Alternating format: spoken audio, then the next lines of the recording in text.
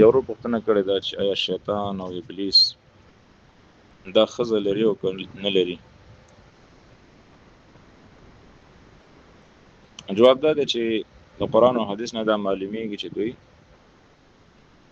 اولادونه لري.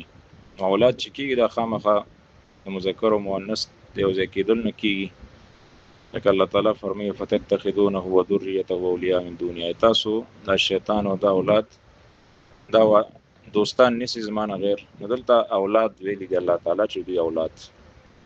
ودارنګ الله تعالی فرمایي انه یراکم هو وقبیله من حيث لا ترونهم. دا شیطان او د قبیله د خاندان دا تاسو هغه ځای نه ګوري چې تاسو نه ګورئ. نو دی وجه نه دینه معلومیږي چې دوی ښځه لري. او بل دا چې دا د جنات او د جنس نه دي شیطانان، لکه څنګه چې جنات دا خبره خو ثابته ده چې دوی وادم کوي او دارنګ خپلو کې او دوی بچیم کېږي، نو دغه نه دا شیطان هم دی، یعنی ښځه هم لري او اولادونه هم کېږي. تر قیامته پورې دوی دا نسل هم داسې را روان دی لکه څنګه چې د انسانانو نسل را روان دی.